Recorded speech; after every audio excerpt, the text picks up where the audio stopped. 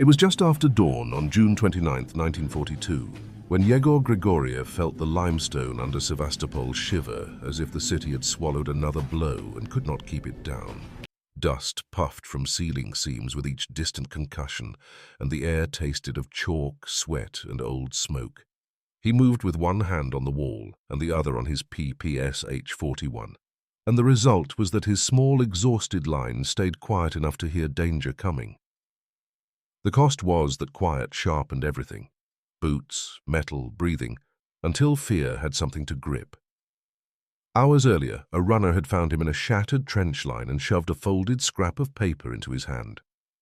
The message was short: move into the Quarry galleries, east of the city, find the supply cache, and bring back whatever ammunition still existed.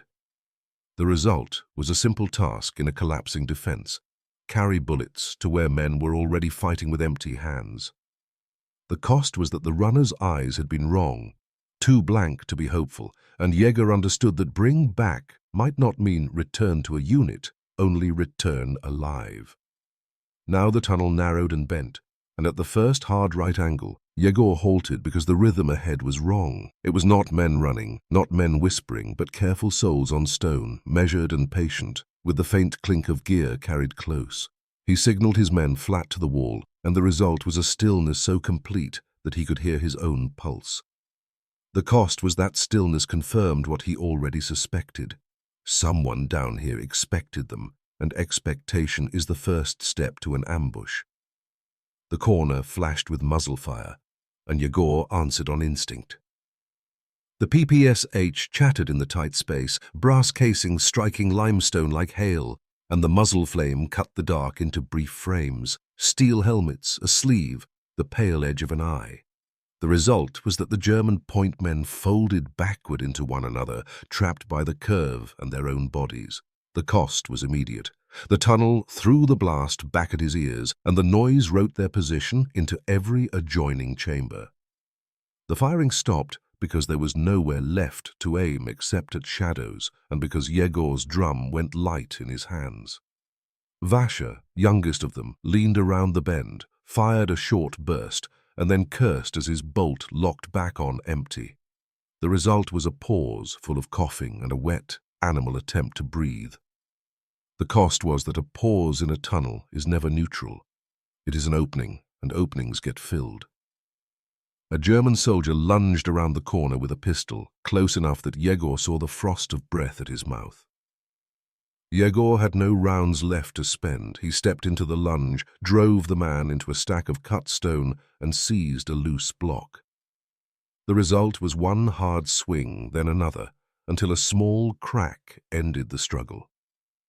The cost was that Yegor's wrist screamed, and something in his forearm pulled like a snapped cord, and the pain arrived with a message. He could still fight, but every move would cost more. He stripped what he could without ceremony: a handful of loose cartridges, a bayonet, and a stick grenade he did not trust in the dark. He also pulled a rag from a pocket and wrapped it around his bleeding wrist, because blood in limestone dust turns into glue that makes fingers fail. The result was a little more time bought with stolen metal. The cost was that every second spent looting was a second the next threat could use to close distance, and the ceiling dust kept falling as if counting down. Then he heard a sound that did not belong among rifles. A woman's voice, hoarse and pleading in German. It came from beneath a collapsed crossbeam, where limestone blocks had pinned a pocket of air like a coffin. Inside were two women with their hair plastered to their faces, and a man in field grey whose leg was twisted and bound, the cloth already soaked through. The result was a problem that did not fit the simplest rule of the siege. The cost was that Vasha saw them and lifted his rifle as if the sight itself were a provocation. Vasha's hands were steady, his eyes red with grit, and he aimed at the wounded German as if finishing him would restore order to the world. Yegor stepped in and pressed his palm down on the barrel until the muzzle pointed at stone. The result was that no shot fired. The cost was that Vasha's hatred, denied its outlet, turned toward Yegor, and hatred in a starving man is a tool that misfires. Yegor did not argue about mercy. He pointed at the wounded man's hands, calloused as if from hauling and fitting, and he reached into one woman's satchel and pulled out a clipboard wrapped in oilcloth. The result was a practical reason to keep them alive. They carried something that mattered enough to protect from damp. The cost was that he was already treating them as cargo, not as people, and he felt his own line shifting under him. He forced them out and ordered them into the line, because he could not spare a guard and because the tunnel did not allow many forms of kindness. The women introduced themselves in broken Russian and faster German. He caught only one name clearly, Marta, because she said it as if it were a passport. The wounded man said Otto once, and then clenched his teeth. The result was an awkward column moving deeper. Russians in front, Germans stumbling behind. The cost was more footsteps, more breath drawn from thin air, and more chances for the line to break. Yegor shoved the oilcloth papers into his pocket without reading, because the tunnel began to carry another sound from farther in. Heavy steps, steady and unhurried, as if the men making them did not fear bullets. The result was certainty about what was hunting them. The cost was that certainty came without a solution, only a narrowing of options until they looked like traps. Yegor drove the line away from the corner where they had fired, and the result was distance from the first contact. The cost was that the quarry galleries forked without warning, and memory in the dark is a map that dissolves when you need it most. He chose a branch that sloped downward because he could feel cooler air moving along it and because the ceiling there seemed less fractured. To keep from losing the way back to the shaft, he scratched quick marks with the edge of his entrenching tool, 1 notch for forward, 2 for turn. The result was a thin thread of order laid across chaos. The cost was that carving marks takes time, and time is what a pursuer buys with your hesitation. They heard the clearing party before they saw it, rubbery steps, a valve-like hiss, and a low scrape like something small being dragged by a cable. Yegor stopped the line and pressed his cheek to the wall. The result was vibration in his bones, steady and close, too calm to be ordinary infantry. The cost was that stopping gave the pursuers time to close, and time was the only resource he could not steal. The first glimpse came when a faint reflection slid across a bend. Glass lenses, a hood sealed at the neck, rubberized fabric that swallowed dust. Behind the mask was a harness holding canisters and hose tight to the body, built for smoke and flame. The result was that the threat sharpened into a shape he could plan around, a team meant to push through fire and do work in poisoned air. The cost was that planning did not make them slower, it only made their intention clearer. Yegor rolled an F1 grenade along the floor to buy seconds, then shoved everyone around the next turn and flattened himself against the wall. The result was a blast that hit like a fist in the lungs, the tunnel turning explosion into pressure that squeezed air from every mouth. The cost was grit in eyes and throats, and the knowledge that the men behind masks kept coming anyway, as if pressure and fragments were not persuasive. Otto could not keep up. He dragged his bad leg with both hands, leaving blood on stone like a trail. Yegor tore a strap from a broken crate, looped it under Otto's arms, and hauled while Marta pulled from the front. The result was slow movement that stayed movement. The cost was Yegor's injured forearm burning until his vision narrowed, and Marta's breath turning ragged enough to sound like crying, which was another kind of noise the tunnel would carry. At a wider junction, Yegor forced the line into a pause and, with the stub of a pencil taken from Marta's satchel, he tried to make sense of the clipboard. His German was the kind learned from prisoners and shouted orders, but it was enough for keywords. Closure. Disinfection. Inventory. The numbers beside them matched the scratch marks he was making on the wall, segments, shafts, depths. The result was a suspicion that hardened into direction. This quarry had been catalogued like a facility, and now someone had come to erase it. The cost was that erase in a siege usually means burning, burying, and leaving no witnesses.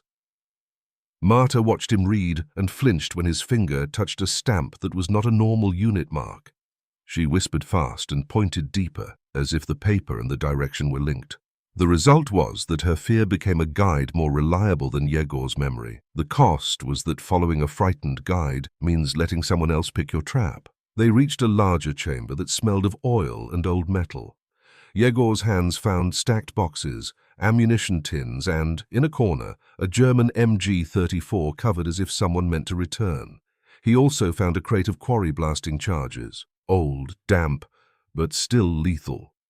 The result was the first real resource in hours, firepower, and the means to collapse stone on command.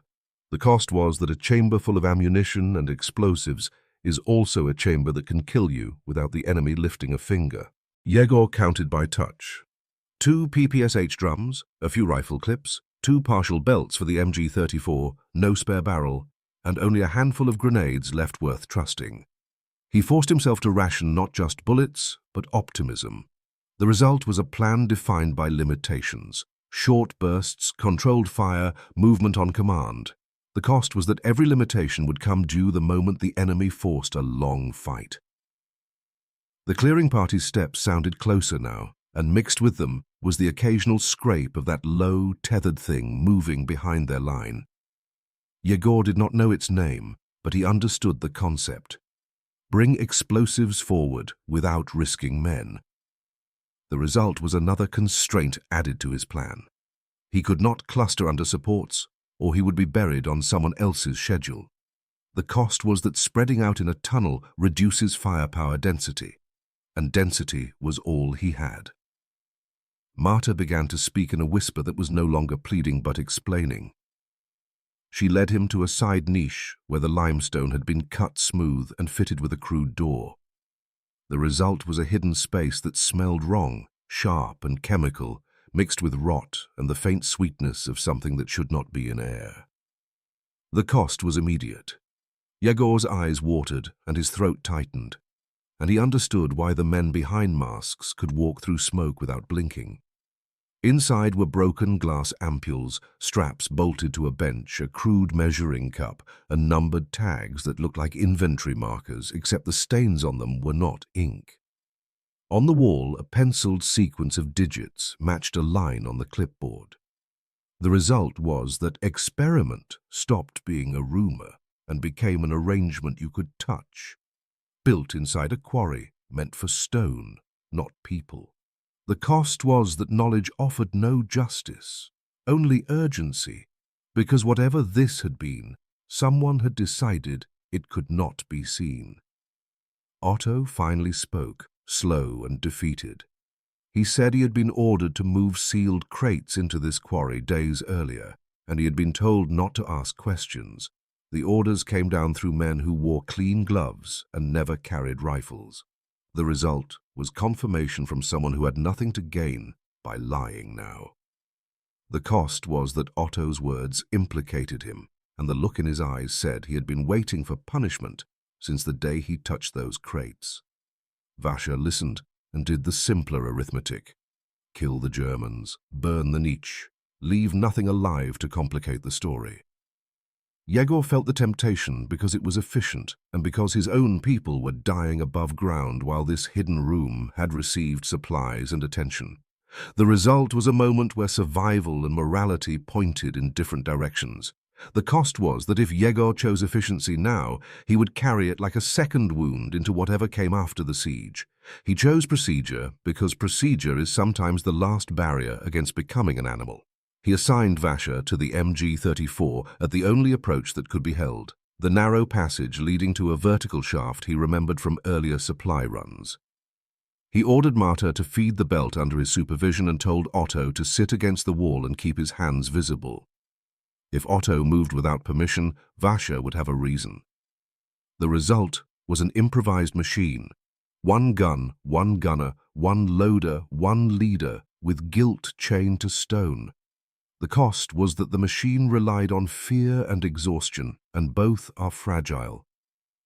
The shaft was a rough vertical cut reinforced with old timbers with a ladder polished by months of boots. Above, air drifting down smelled faintly of smoke and sea salt, Sevastopol reduced to ash and coastline. Yegor tested a rung and felt it flex, then held. The result was a direction that meant life, even if life meant only more bombardment and no command structure. The cost was that a shaft is a funnel. If the enemy reached its base, everyone below would die in the throat of stone, and the niche would be erased by fire. Yegor marked a loose rock at the base, set a grenade beside it as a last resort, and dragged the blasting charges into a pile near a support beam. He did not announce why. The result was a plan held back like a blade in the sleeve. The cost was that hiding plans from your own people create suspicion, and suspicion was already alive in Vasha's eyes. The clearing party arrived without shouting, advancing with a calm that made Yegor's skin crawl. Vasha fired the MG-34 in short, disciplined bursts, and the gun's metallic chatter filled the passage like a saw on metal. The result was sparks at the far bend and a brief slowing of steps. The cost was heat rising fast from the barrel, and the certainty that their ammunition would not last long enough to win, only long enough to buy time. Yegor crouched beside Marta and forced her hands into a rhythm. Pull, feed, press down, keep the belt straight. Once she hesitated and nearly reversed a segment, and Vasha's mouth twisted with rage. Yegor snapped his gaze at both of them until the belt slid in correctly. The result was the gun staying alive for another burst. The cost was that their cooperation held by fear, not trust, and fear breaks the moment the gun does. A hiss answered the MG-34, followed by a rush of hot air that carried the smell of fuel. Flame licked around the bend in a controlled sheet, clinging to the walls and eating oxygen. The result was a forced retreat a few steps back toward the shaft as the approach became an oven. The cost was that every step back tightened the funnel and made the ladder above feel farther away. Yegor threw a grenade in the moment the flame withdrew, and the blast hammered the chamber with pressure that made teeth ache. The result was fragments rattling against masks and rubber suits, and at least one heavy body slamming the wall. The cost was a crack from above as a timber complained, warning him the quarry itself was beginning to move on its own terms. Through dust he heard the scrape again. Something small moving low, cable whispering on stone, cautious as an insect. He saw it for half a second when the muzzle flash lit the ground, a squat shape hugging the floor, a tether trailing back into the bend. The result was a new urgency. If that thing reached the supports, the chamber would close like a fist. The cost was that shooting at it meant wasting bullets they could not replace, and wasting bullets in a siege is a form of panic. Yegor tried anyway. He fired 3 rounds from his PPSH at the tether and saw one spark, then nothing, because dust swallowed the angle and the device kept coming. The result was the decision he had been avoiding. They could not hold the base and keep everyone alive. The cost was that making that decision would look like betrayal to a man like Vasha. He shouted for everyone to spread away from the main supports and toward the shaft wall. The result was that the line broke into smaller shapes that could survive a collapse. The cost was that breaking the line weakened fire, and weakening fire invited the clearing party forward. A sharp, close explosion followed, and the tunnel bucked. One support snapped, and limestone blocks began to slide in slow, unstoppable motion. The result was a partial collapse that sealed part of the approach and buried a corner of the chamber. The cost was that it also buried one of Yegor's remaining Russians, leaving only dust where a man had been and no time to dig. The MG-34 stuttered and jammed, as metal always does when dust and heat get inside it. Vasha yanked the belt and cursed, and the gun stayed dead. The result was sudden silence, more terrifying than gunfire, filled only by steady rubber steps closing in. The cost was that silence gave Vasha the wrong impulse. He swung his rifle toward Otto, as if erasing complications would erase danger. Yegor struck the rifle aside with the flat of his entrenching tool and pointed at the ladder. He did not talk about mercy. He made it an order. Vasha climbed first, pulling Marta and the other woman after him, because if they stayed at the base, they would all die. The result was movement upward, anger converted into action. The cost was that Yegor put the lead in the hands of a man who might later decide Yegor had betrayed Russian blood, and he accepted that risk because there were no clean risks left. Marta started up the ladder with hands slipping on dusted rungs, and Yegor pushed from below, using his shoulder and the last of his strength. The result was meters gained toward air that smelled less like fuel. The cost was that every shove exposed Yegor's back to the tunnel and every breath burned, as if the clearing party's smoke had already reached them. Otto could not climb. His bad leg dragged like dead weight, and his face had gone the color of ash.